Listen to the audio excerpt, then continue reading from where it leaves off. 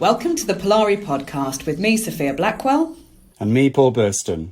And tonight we're going to be talking about one of our most recent live shows, one of Paul's most recent live shows, which took place at Heaven nightclub under the Arches in London. This was our second event at Heaven this year. The first one was wonderfully cathartic, and this one, to announce the shortlist for this year's Polari Prizes, was also very inspiring and a bit naughty as well. Paul, how did you enjoy this one? Well, I like naughty, so I enjoyed it hugely. A woman I'm friends with on Twitter messaged me and said she was thinking of bringing her teenage daughter, and what was the rules for Heaven in terms of the age requirements and things. So I checked with the venue about, it was over 14, if they're accompanied by an adult, etc., etc. Didn't think at all in my head about the content of the show. And to be honest with you, I wasn't expecting it to be quite so saucy as it was. And I was suddenly very, very conscious of it, conscious that there was this woman in the audience with her young teenage daughter. They were fine. There's always something when you're organising events, isn't it? You know, you go on the information that you have, but everybody was just into, hooray, we've got out of the house, let's get a bit wild, I think. Tonight we've got a wonderful lineup for you, and we'll be announcing this year's shortlists. To kick us off, we've got our current Polari Prize winner. Kate Davies studied English at Oxford University before becoming a writer and editor of children's books. She's now a full-time novelist and screenwriter. In at the Deep End is her first adult novel, and I do mean adult. It won the 2020 Polari Prize for non-debuts. Please welcome the wonderful Kate Davies.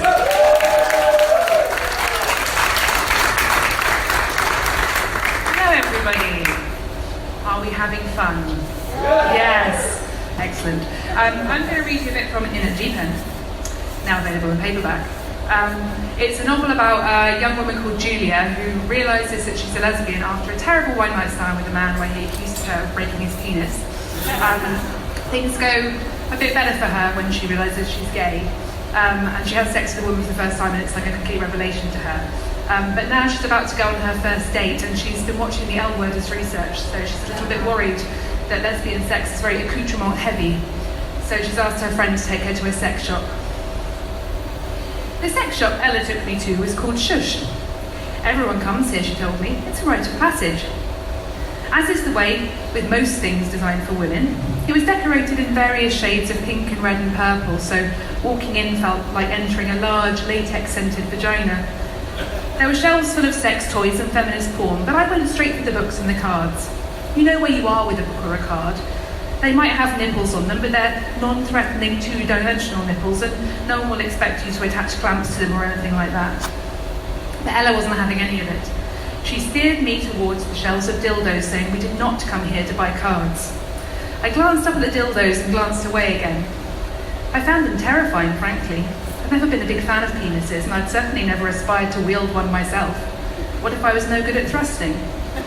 As I scanned the shelves for an unintimidating cock, there were black ones and blue ones and purple ones, some as small as an index finger, some as thick as an arm. What do you like the look of, Ella asked. I don't think we know each other well enough for this, I said. Just pick one. I was baffled by all the choice. Is this for someone else to use on me, I asked her, or for me to use on someone else? Both, she said. Well, you could buy several. I'm a junior civil servant, I pointed out.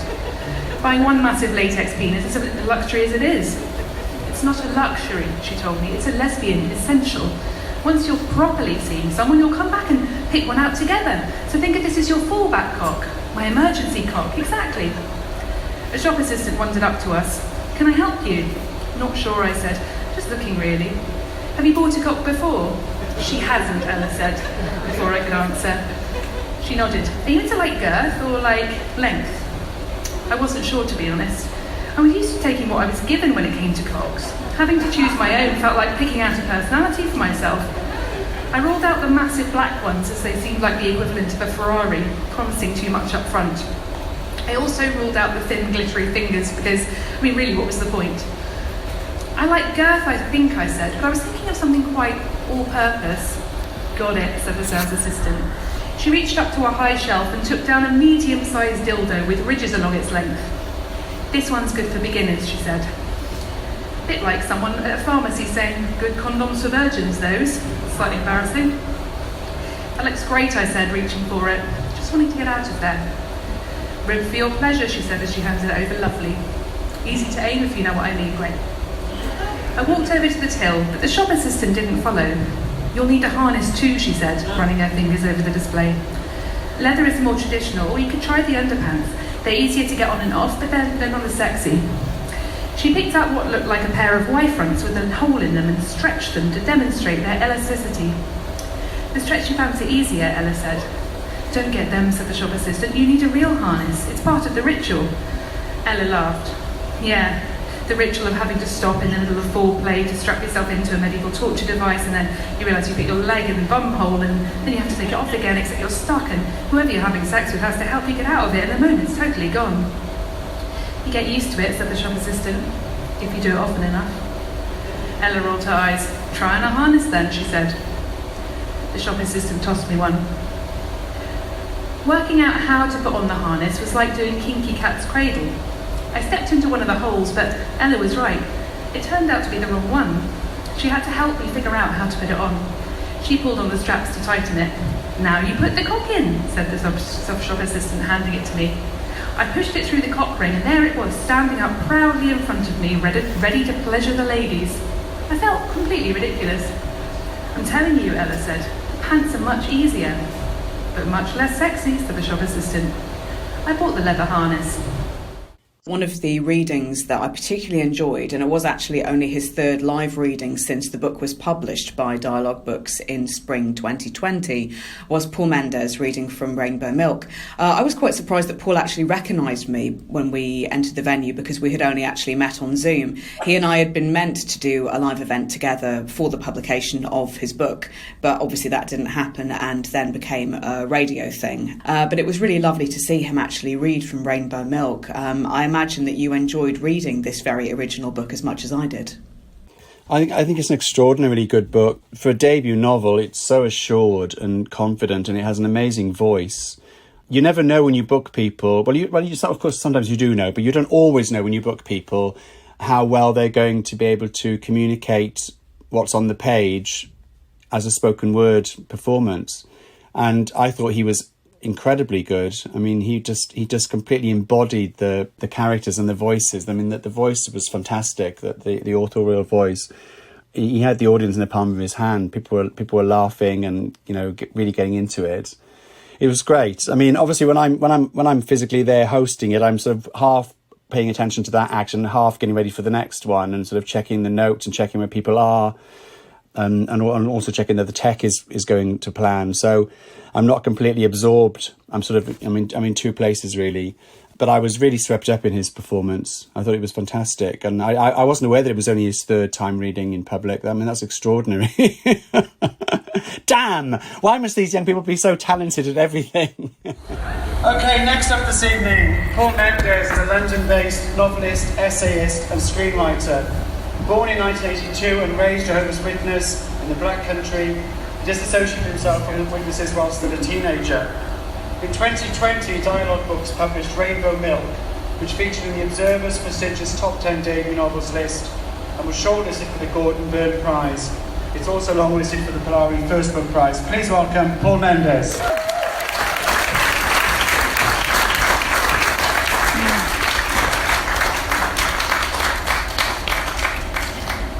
Good evening. Hello.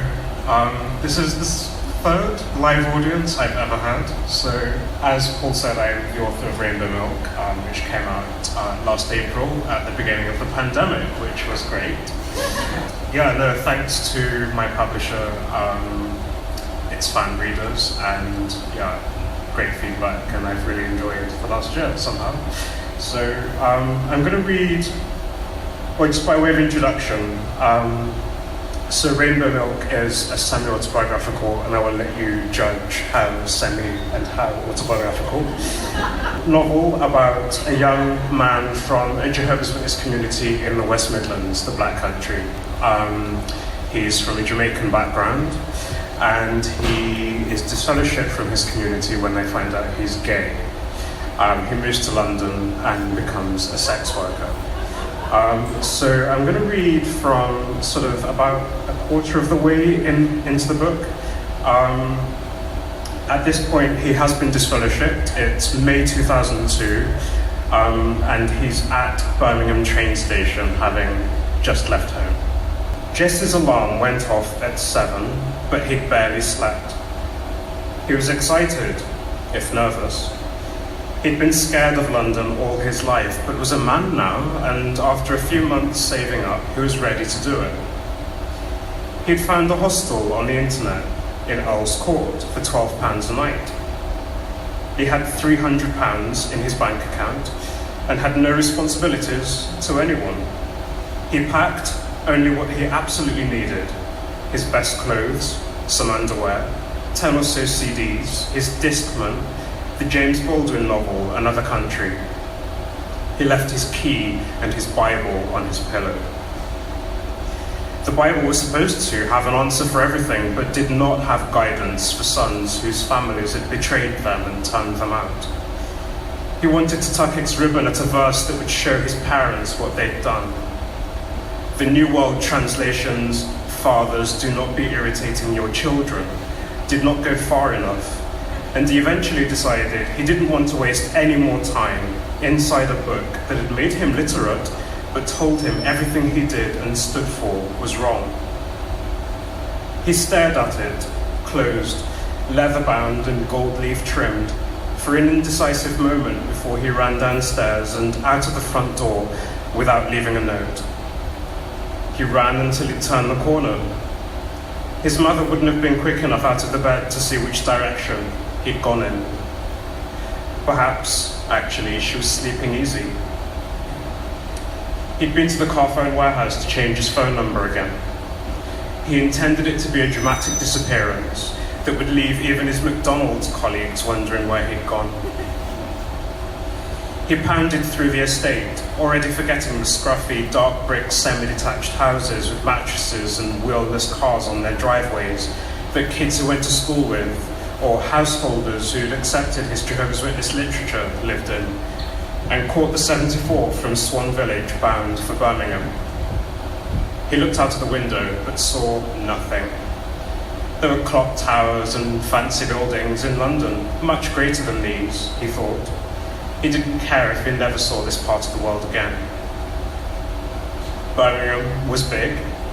It had tall buildings and busy roads, a national train station, and a shopping centre with all the top brands. Though he'd grown up with a Birmingham postcode, he hadn't visited the city centre that often. Usually when he was a kid, shopping with his mother and aunts, waiting around hungrily, thirstily, needily while they tried on 100 dresses, jeans, coats, boots, coming home a little fatter and frustrated, having been all the way on the bus and bought only a Kentucky Family bucket, leaving him the boniest bits, which had the crispiest, the tastiest, best seasoned crumb. But Birmingham was not his destination. It wasn't far away enough. He'd only been to London twice, on the witness trip to the British Museum, but he knew it was for him. He knew from the length of the coach journey, the size of the place, the variety in every direction he looked.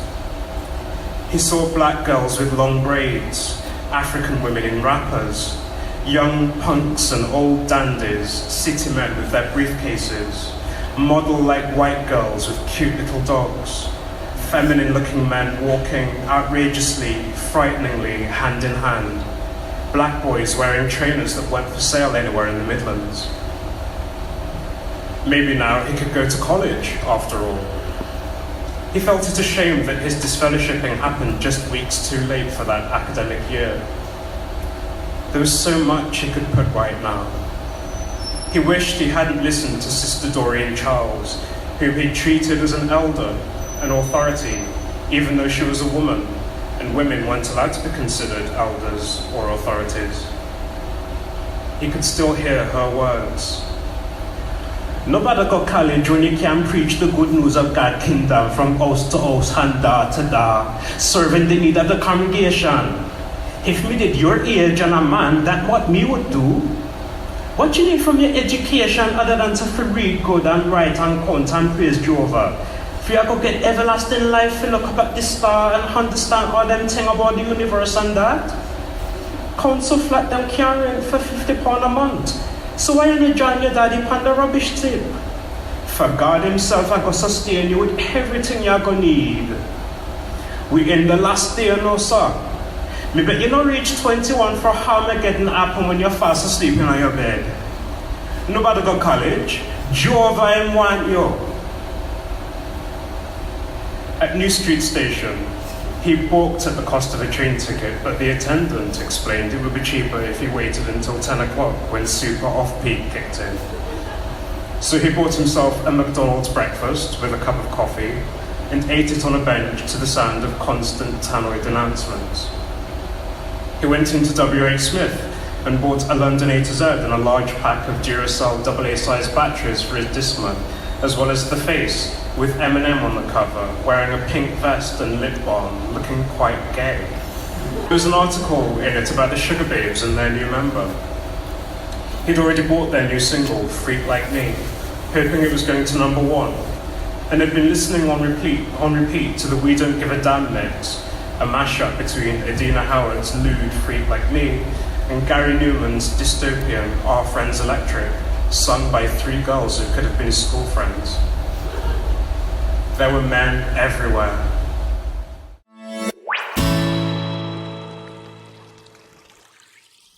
One of the writers who appeared at the event, but is actually writing from a perspective outside the UK, specifically focusing on the lives of queer people in Iran, is Golnoosh Nour.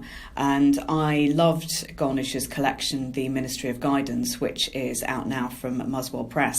When she first mentioned it to me, I remember mishearing the title because we were in a club at the time, and she said, you know, The Ministry of Guidance, and I misheard it as The Mystery of Gardens. So I always think of it as being that title, which it's not. Mystery of Lady Gardens, absolutely. Is it too late to do a reprint? We may never know. But I thought it was terrific. It's so rare that you get to read these stories, and I found that they had some of the best of, you know, some quite classic Western storytelling techniques, but also a glimpse into a world that we don't necessarily think about. Absolutely, and you know, I mean, she's a very, very assured writer, and she's very, very observational, and I was aware of her already from other projects. It isn't her first book, obviously, but I'd never met her. I didn't know what she was like in person, and I'd not seen her perform. And I'd just heard very good things from other people. And it was a book that was very popular with the judges. I knew that already from the long list. And she turned up at Heaven in the afternoon with her partner, and she was very, very sweet and quite shy, and sort of a little bit nervous about the performance. And then she got on stage and she was fantastic. I mean, I thought she was fantastic because, and also she's a very physically sort of small, you know, person, and she became this really big person on stage. She just commanded it, and the choice, she had these wonderful images that she selected behind her for each of them. She did 6 short readings, and she chose an image for each of them that in some way captured the mood of them, and they were beautiful to look at as well. I mean, her choice of images was really powerful as well. So I think it was a terrific representation of the book and the diversity of the book. So it gave a little glimpses into different stories. It's a real kind of what's the word? Like a collage. It felt like a collage. There was like different details you could zoom in on. But there's an overall impression as well that it gives you as a collection. It has this very powerful identity as a collection. But each of the individual stories explores, obviously very specific characters. But it all comes together as a piece really well, which isn't always the case in short story collections. Some short story collections, they go off in all different directions, which is fine. Nothing wrong with that. It's just there are some that really kind of come together as a collection. I think this is one. And I used to write poetry. I was never very good, but I used to write poetry a long time when I was young. When I look at my early drafts of fiction, you can tell that I've been writing poetry because you do approach prose with a different mentality because you're very conscious about economy and about having just the right word for things. Which as a poet, you're also the rhythm of things. You become very conscious about the rhythm and the sound because poetry like song lyrics or like song. You know, there's a rhythm to it. I'm very much about the beat and the rhythm, and quite a lot of other poets who you'd think of as page poets. For example, Roddy Lumsden, who was one of my tutors, and Andrew Macmillan, for example, are very, very good, have been historically very good at talking about the beat. But I think songs, I know songs are also very important to Golnoosh, because she was also a host on Soho Radio, and there are song lyrics in this book as well. For example, we spoke about, and I played the song by Placebo when I was interviewing her on one of my very first shows, and unfortunately the sound quality when I was speaking to her was very bad, and I have improved since then. But one of the tracks that I chose was the Placebo song to Say Goodbye, which is quoted in the book, is the line, "You are one of God's mistakes," which is quite central to one of the stories. And I think as queer people sometimes we have been made to feel that. And Brian Molko is such an important figure for me. I mean, not quite my David Bowie, but I do remember seeing him on Top of the Pops and just thinking, quite fancy him. What's that about? He was very beautiful when they first appeared. Please welcome Golnoosh.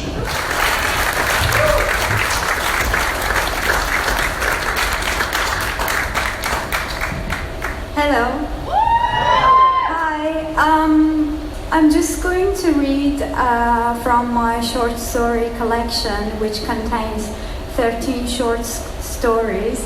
I'm going to read from 5 of them, and all you need to know in order to be able to follow is that this is a book that's meant to represent Iranian queers, but with a massive focus on homosexuality and homosexual acts practiced by Iranians, mainly within Iran, because I was very triggered when our former president, Mahmoud Ahmadinejad, said there are no homosexuals in Iran when he was asked at Columbia University why the regime executes homosexuals. The first story I would like to read from is obviously a very lesbian short story, and all you need to know, I'm going to read from a section from the middle, is that these women are supposed to be mourning the martyrdom of one of our ancient imams. They're not doing that, as you will see. Hasti and Mina were walking in a narrow corridor with orange wallpaper, hand in hand. Hasti a few steps ahead, leading Mina.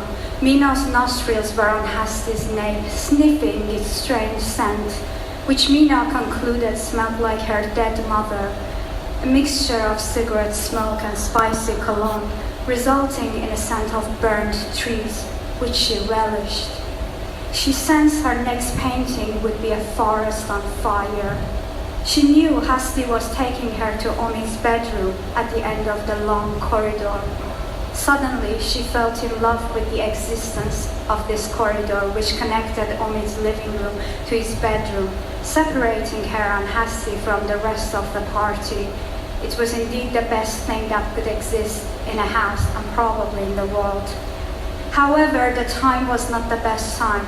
Mina noticed a black clock with golden numbers hanging on the wall of the corridor, showing 1:15. She thought of her father and heard the sound of the wailing of Omi's neighbors at a higher volume than when they were in the living room. It was probably because there was no music in the corridor, and yet Hasti's movements and presence were the most powerful piece of music.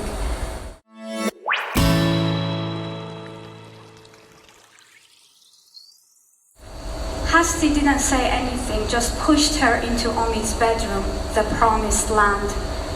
The room was dark and quiet. Mina noticed neighbors had finally stopped wailing. But for a moment she wished they had not stopped, as the silence was even more suffocating. She opened the curtains and the light of the night poured into the dark room. The moon was full and Mina felt insecure. Hasti pushed her onto the bed. Mina pushed her back. "I need to tell you something," murmured Mina. "What, you want to know my surname?" Hasti let out a nervous laugh at her own joke, which Mina found too crude, almost cruel. No, Mina retorted while Hasti was undressing. The red dress was gone in a moment, thrown to the floor. Mina found herself touching Hasti's breast with the tip of her trembling fingers. Hasti grabbed her hand and stopped her. What, you're not on your period, are you? No, thank God. But Mina paused and gazed into Hasti's eyes in the dark. Hasti put her arms around her with force. But what, you're killing me. I'm going to stop there so you're encouraged to read the whole story. Thank you. Please, you don't need to clap between all the readings because I'm going to read quite a few. The next story, I'm now going to read from the third story in the collection. It's called Caspian, and I'm also going to read a section from the middle. And it's also a story in third person from the point of view of a religious teenage girl who is about to find out that her beloved brother is gay. It was 8 and the sea was getting dark. The bright side is there are no tacky Ummul people in the sea now. Her brother's voice echoed in her brain. Did Muhammad find her tacky and Ummul with her chest hijab, prayers, fat face and small eyes? She saw Armin and Muhammad from afar. She saw Armin in Muhammad's thin yet powerful arms. They were jumping and laughing in the wavy sea. There was no one else around, no Ummul tacky people. The air was humid. She stood worrying about, she didn't even know exactly what. Muhammad's back was to her. They wouldn't even think about her. She was irrelevant, and Ummul, with her hijab, prayers, studies, godly goals, chastity and lack of knowledge of music and French and Sadaq al-Ayat. Standing on the beach in her tight headscarf, she couldn't even hear them, but she could see their laughter, their joy. Then she finally saw. She saw her brother biting Armin's neck while rising and falling with the waves. Except that Muhammad didn't look like her brother any longer. He looked like a violent animal preying on male flesh. She saw Armin swiftly kissing her brother's parted lips. The kiss must taste salty and polluted like the Caspian Sea. She hadn't seen anything like this. Even in the Hollywood movies her classmates convinced her to watch under the pretext of improving her English. There was always a bulky brunette man making love to a bony blonde woman. Never 2 men kissing, 2 men beautiful and as dark as Armin and Muhammad.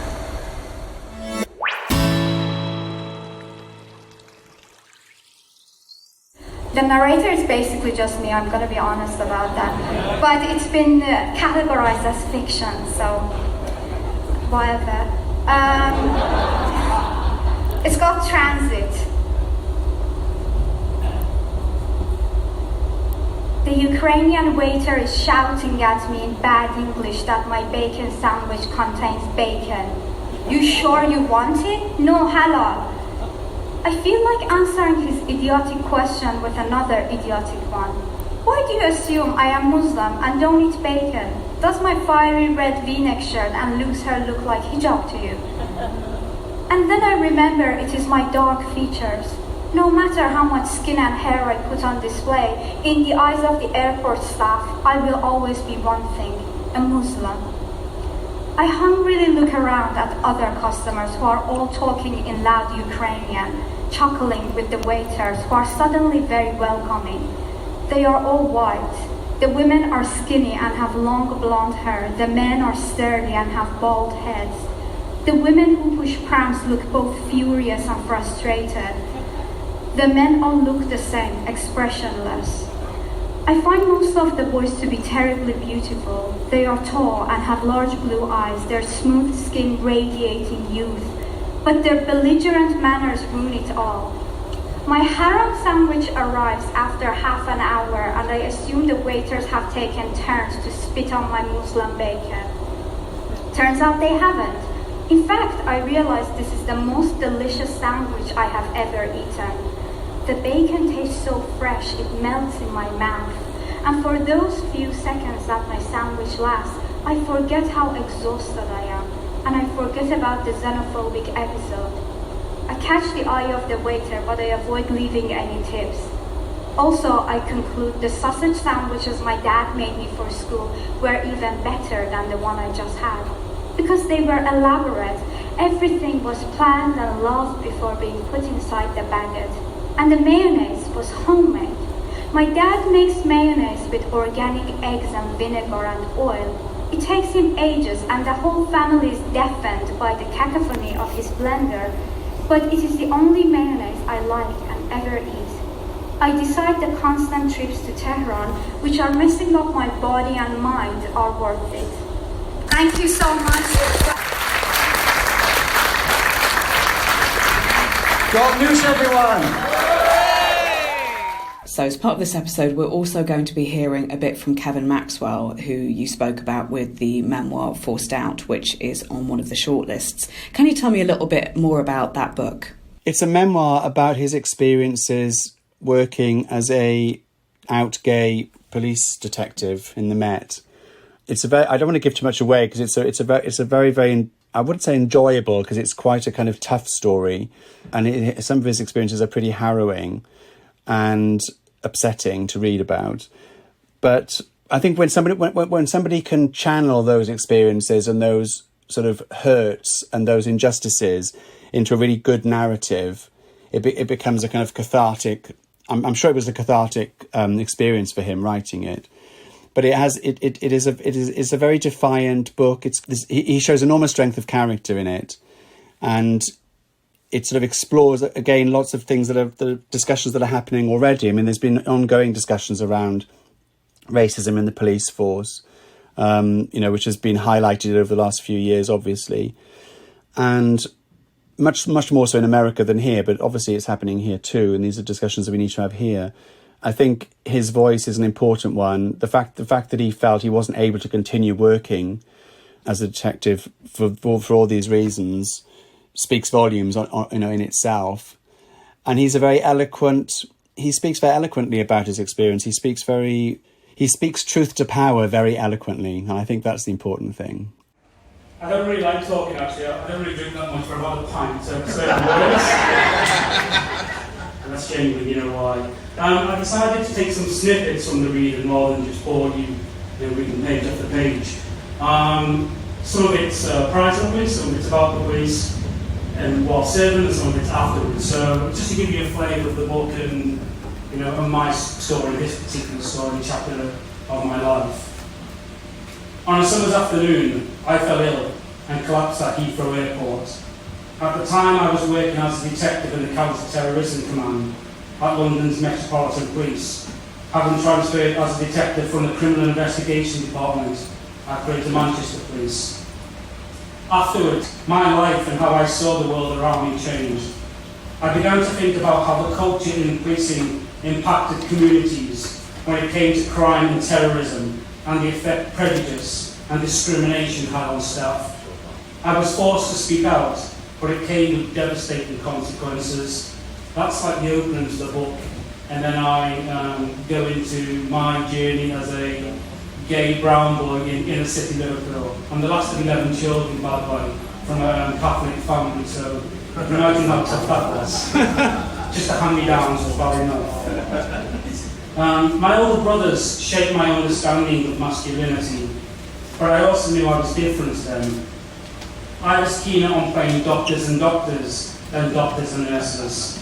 I saw my brothers and their friends with girls, but I was more interested in the boys on my estate. I sensed that my mum knew I was different too, but she never made a fuss about it. I was encouraged to be myself and experiment, even trying on my sister's makeup, often. I was never told to stop acting in a certain way, nor forced to play with boys' toys. I was the second of Mum's children to be gay. One of my older sisters had come out as a lesbian, and her sexuality caused her much pain and suffering. Mum was determined that I shouldn't feel the same anguish, and so I grew up knowing only acceptance of my sexuality. That's when my years of dating as a gay man began. I got my heart broken pretty early on. Then I went on to date a guy on my course whilst at university, who ended his relationship with his girlfriend to be with me. but he wanted to pretend that we were just friends. And whilst we were on holiday together in Kavos, he said he had to go with girls for cover. I was so devastated that I travelled to Liverpool to see my mum. Devastated because whilst we were on holiday, he was coupling up with every girl just to prove our points. He broke my little heart. Oh. Yeah, the more song bit is coming out. So I get home to Liverpool. Mum was in her bedroom when I arrived. Tears running down my face. Immediately concerned, she sat up. I froze. I hadn't come out to her yet. Only my university friends knew the truth. I said I couldn't tell her because she would disown me. I couldn't risk having the most beautiful person I'd known reject my sexuality and throw me out of her house.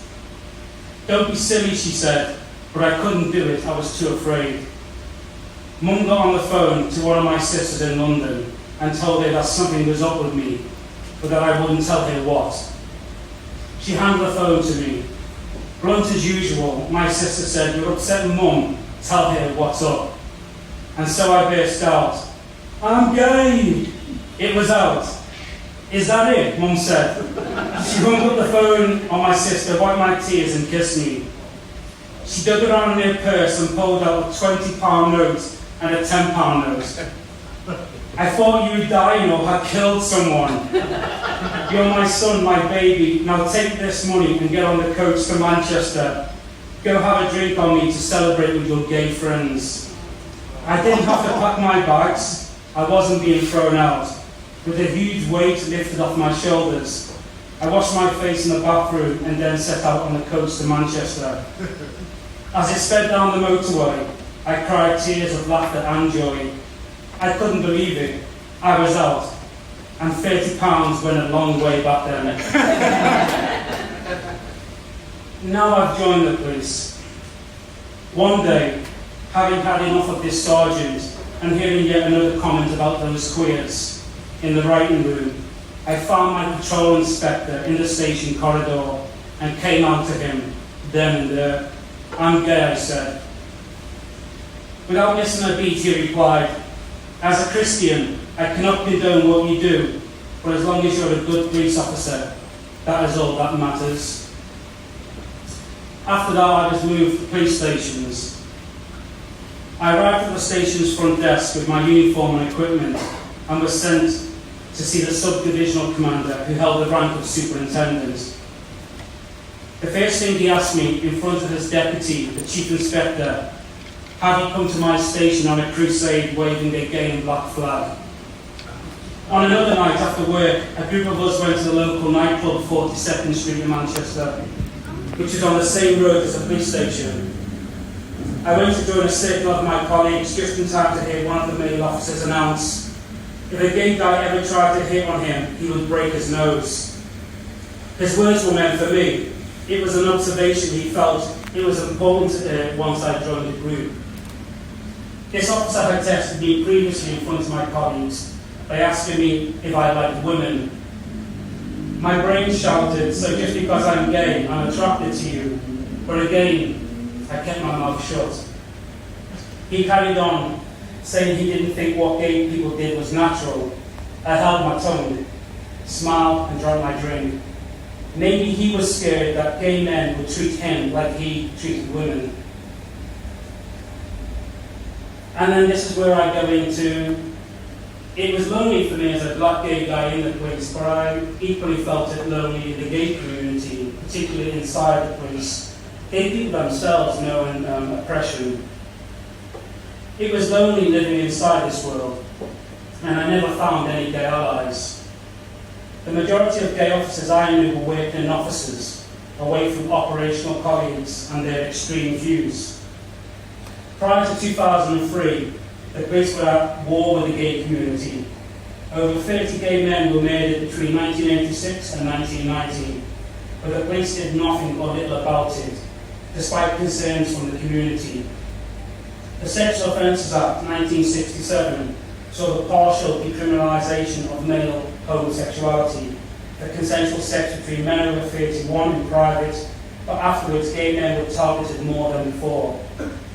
under the homophobic laws concerning gross indecency and buggery until May 2004, when the Sexual Offences Act 2003 replaced them.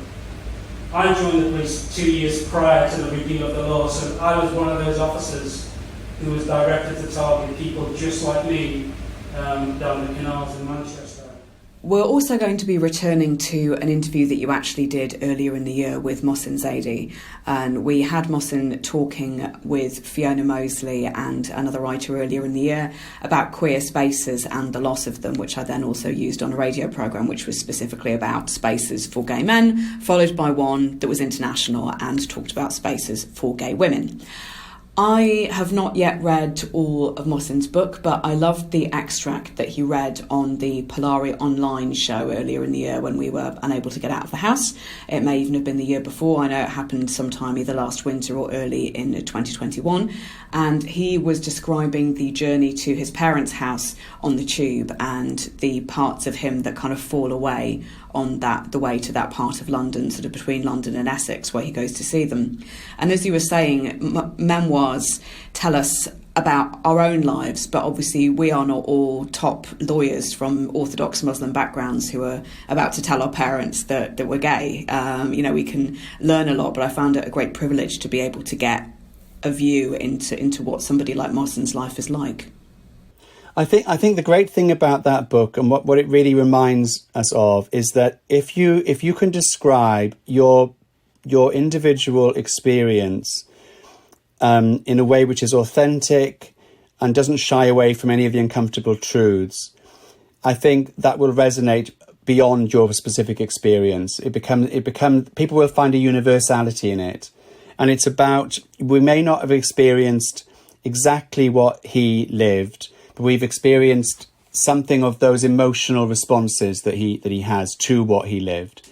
So as readers and as listeners, we identify with it to some degree. And I think, very few, I certainly have a very strong identification with that feeling of being on a train or being on a tube or a train, and your sense of identity changing as the journey goes on. I think I completely get that. I mean, I used to have that coming from South Wales up to London, where I was living a double life because I wasn't out to my family. And I would be on the train coming back to London and feeding myself, becoming myself again. And conversely, when I was taking the train back to Wales to visit my family, I would feel myself sort of regressing back to who I was before I'd left home. I think we all do that to some, even, everyone does that to some degree, don't they? We all do that to some extent, but it is interesting when you are, as you say, living a double life. So it's that mixture of the usual regression that you experience that, for example, straight people can document as well. If you look at something like Friday Night Dinner, it's all about how we turn back into kids when we hang out with our parents, and they turn into kids when they're with their parents as well, which is hilarious and, really interesting to watch. So that's de rigueur for everyone, but when you're keeping a secret or when you are someone different in the other space, then it does feel more pronounced. And I think that's that sense of not always being at home, or definitely not staying where you were brought up. I don't think queer people just do that. They often don't think, well, I'm just going to stay here. It's usually more likely that we will experience some sort of exile. Let's go over to Mohsin now and A Dutiful Boy. Can you tell us a bit about the book and give us a bit of a taste of it, please?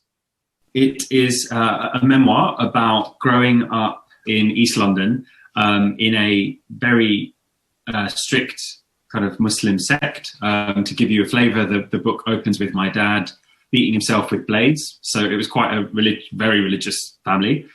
I became the first person from my school to go to Oxford, where I read law.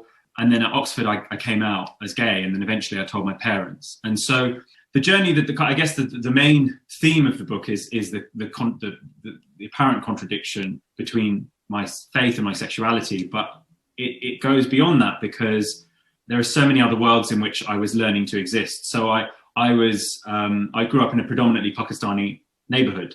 I don't remember having any white friends really growing up, not through choice, but just because everybody was Pakistani.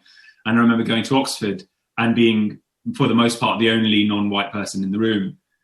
And then similarly, it was about class. So, for example, I had no idea that not everybody had a student loan, and I'd never heard of Eton or Harrow.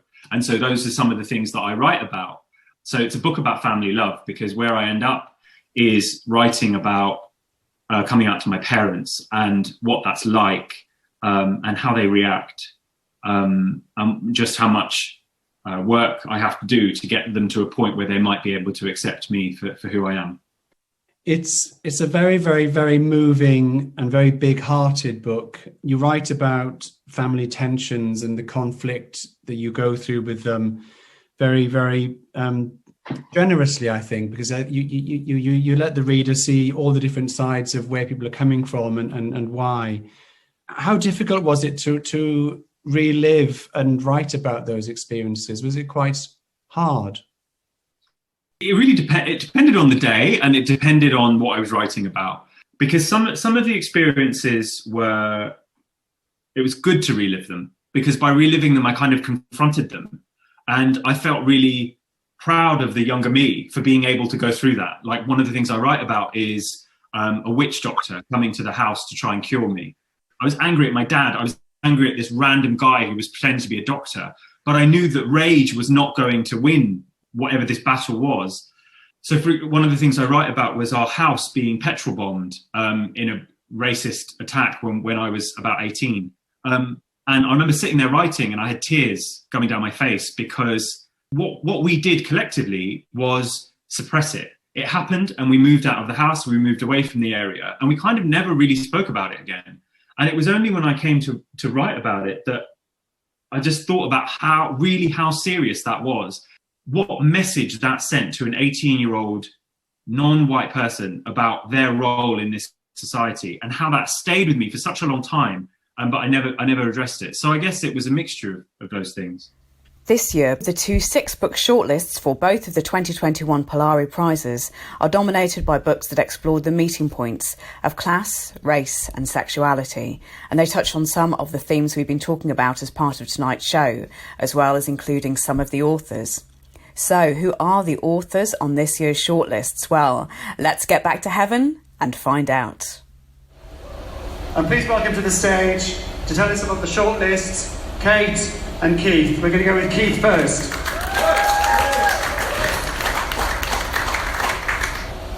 The Polari First Book Prize is awarded annually to a first book which explores the LGBTQ+ experience. Now in its 11th year, the prize is kindly sponsored by FMCM Associates. I can speak for all of the judges, I believe, in saying that we were just blown away by the refreshing breadth and scope, as well as the form of all of the long-listed books, which are, as you can see, Menatomy by James McDermott, A Dutiful Boy by Mohsin Zaidi, Women Don't Owe You Pretty by Florence Given, Eat Gay Love. Yeah, you can clap for all, you can cheer for all of them. Right? Eat Gay Love by Callum McSwiggan, Forced Out by Kevin Maxwell, Swimming in the Dark by Thomas Hedrowski, One of Them by Michael Cashman, Rainbow Milk by Paul Mendez, Shuggy Bane by Douglas Stewart, In Their Shoes by Jamie Williams, Charred by Andrina Leanne, and Strange Fruit by Jason Ford. Again, like massive, just these books are all insightful and experimental, but there had to be a shortlist. So the shortlist, drumroll please, is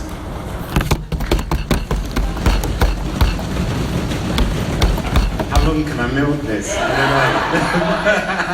don't know. Oh, speaking of milk, Rainbow Milk, Paul Mendez. Charge by Andrina Leanne, Forced Out by Kevin Maxwell, A Dutiful Boy, Mohsin Zaidi, Shuggy Bane, Douglas Stewart, and Swimming in the Dark by Thomas Hedrowski. Massive congratulations.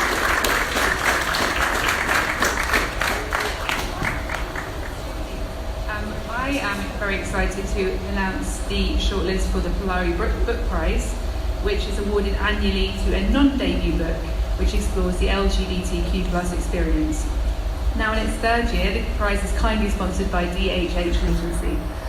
I was extremely honoured to win the prize last year, and it was also a gigantic honour to judge the prize this year, but really hard it turns out judging a book prize, especially when there are so many brilliant diverse books, from literary biographies to commercial bestsellers to YA novels to poetry. There are lots of wonderful books that didn't make the long list, and deciding the shortlist was even harder than that. But I'm very excited to tell you what they are, after I have reminded you what the long list was. So the 12 long-listed books are, we're going to cheer after each one again: Drag Man by Stephen Appleby, The Air Year by Caroline Bird, The Intoxicating Mr. Lavelle by Neil Blackmore, The Pull of the Stars by Emma Donoghue, What Girls Do in the Dark by Rosie Garland, Hark by John R. Gordon, Beneath the Streets by Adam McQueen, The Ministry of Guidance by Golnoosh Nour, No Modernism Without Lesbians by Diana Solani, On Connection by Kay Tempest, Love and Other Thought Experiments by Sophie Ward, The Liar's Dictionary by Ellie Williams. Read all of them, they're all brilliant. But here are the shortlisted books. Drag Man by Stephen Appleby, The Air Year by Caroline Bird, The Intoxicating Mr. Lavelle by Neil Blackmore, What Girls Do in the Dark by Rosie Garland, The Ministry of Guidance by Golnoosh Nour, and No Modernism Without Lesbians by Diana Solani. Congratulations to all the shortlisted writers and to all the shortlisted writers. That night in Heaven, we also had performances from two of the judges, Keith Jarrett, who read some poetry, and Kate Davies, heavily pregnant, who did one of the dildo shopping scenes from In at the Deep End, starting off the night as it would continue to go on. So not dwelling too much about the judges, let's get to who's actually on the shortlist. Well, there's 6 books on each shortlist, and they're very, very diverse books. I think one of the great things the last couple of years with the prize is that it's gone from being a situation where we're basically overwhelmed with books by and about white gay men, and now we have far more diverse range of books from different people from different ethnic backgrounds, cultural backgrounds, gender identities. It's become much more diverse than it was at the beginning. I mean, we are talking 11 years into the prize now, so obviously the prize there's more awareness of the prize, but I think we can only ever reflect what's being published. We can't create the books. We can only recognise the books that are already there. So I do think something has been happening in the publishing world, and it's interesting that although we've had a rise in submissions from the bigger publishing houses, the overall rise in the number of submissions has largely come from independents this last year, and that's where you're hearing the more unusual voices. That we know publishing is quite risk averse. So if you've got a book that's LGBTQ+, and on top of that it's also from a different cultural or ethnic background writer, then there are more reasons to be cautious around it because they're worried it's going to be too niche. And I do understand where those fears come from, but of course the reality is that readers are much more open to things than people give them credit for. And the idea that a reader who isn't black or isn't gay is going to be put off reading a book by someone who is one or both of those things is very naive. The reality is that we, as readers, we're quite happy to go on journeys, and like you were saying about Golnoosh's book, to read stories about people that you wouldn't know those stories otherwise. Why would you only want to read books about people just like you? I mean, I don't understand that mentality at all.